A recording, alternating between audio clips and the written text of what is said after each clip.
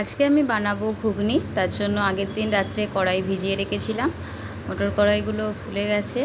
এদিকে আমি একটা প্রেশার কুকারে বসিয়ে দিয়েছি, তাতে জল দিয়ে দিয়েছি এবং এরপর একটু নুন আর একটু হলুদ দিয়ে দিলাম সেই জলেতে, যাতে ভালো করে কড়াইগুলো আরও সেদ্ধ হয়ে যায়। এরপর কড়াইগুলো প্রেশার কুকারে তুলে দিয়ে ঢাকনা দিয়ে এঁটে আমি সিটি দিয়েছি 5-6টা মতো। এরপর এখানে ছোটো ছোটো করে আলু কেটে নিয়েছি, আর এদিকে পেঁয়াজ কুচি, টমেটো কুচি, লঙ্কা কুচি সব কুচিয়ে নিয়েছি। আর এদিকে আদা আর রসুনটাকে আমি পেস্ট করে নেব। এদিকে সিটি হয়ে গেছে, কড়াই জ্বালিয়ে তাতে একটু সর্ষের তেল দিয়ে দিয়েছি। এই রান্নাটা ঘুগনি সর্ষের তেলেতেই বেশি ভালো হয়। এরপর কড়াইতে তেল দিয়ে তাতে একটু নুন আর একটু হলুদ দিয়ে দিলাম যাতে না ছিটকায়। এরপর কড়াইয়ের মধ্যে একটু নেড়ে ছেড়ে নিয়ে ওগুলোকে তারপর আমি পেঁয়াজ কুচি তুলে দিয়েছি। পেঁয়াজ কুচিগুলোকে ভালো করে 2-3 মিনিট মতো ভেজে নিয়ে আমি আলুগুলোকে এরপর নিয়ে আসলাম, আর পেঁয়াজগুলো হয়ে গেছে। এরপর আমি এর মধ্যে দিয়ে দেব আদা আর রসুনের যে পেস্টটা বানিয়েছিলাম সেই পেস্টটা। এরপর আদা রসুন আর পেস্টটাকে পেঁয়াজের সঙ্গে ভালো করে মিক্স করে নিয়ে এতে যা জলটা ছিল দিয়ে এর মধ্যে আমি আলুগুলো তুলে দেব। আলুগুলোকে তারপর পেঁয়াজ, রসুন, আদা সবের সাথে ভালো করে মিশিয়ে নেব ভালো করে। তারপর এর মধ্যে দিয়ে দেব হলুদ আর নুন আর লঙ্কা গুঁড়ো।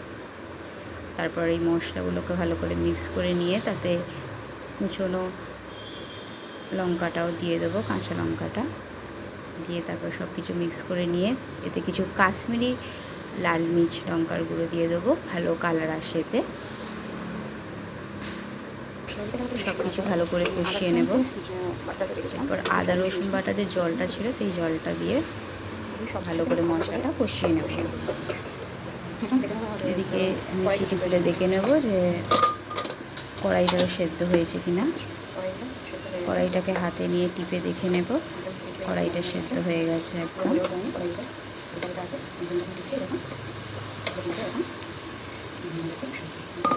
এরপর কড়াইটাকে পাশে রেখে আবার সেইটা অফ করে দিয়ে দেখি মশলাটা দেখি কষানো ভালো রকম কষানো হয়ে গেছে।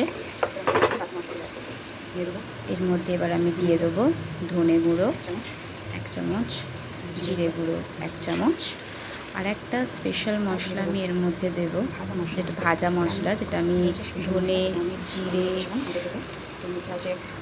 তেজপাতা, শুকনো লঙ্কা, গোলমরিচ সমস্ত কিছুকে কড়াইতে একটুখানি নেড়ে ছেড়ে নিয়ে সেটাকে পেস্ট করে নিয়ে দিয়েছিলাম। যে কোনো রান্নায় এই মশলাটা দিলে রান্নার একটা স্বাদ বেড়ে যায়। মশলাটাকে আমি দিয়ে দিয়েছি, দিয়ে ভালো করে মশলাগুলো দিয়ে নেড়ে ছেড়ে নিয়েছি। এরপর কড়াইটা একটু ভেঙে ভেঙে নেব, দিয়ে আমি সেটাকে কড়াই দিয়ে দেব। তারপর সব কিছু ভালো করে মিশিয়ে নিয়ে একটু ফুটতে দেব।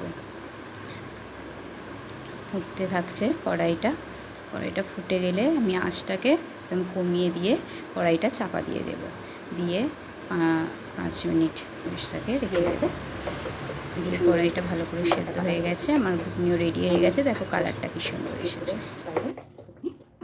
রেডি।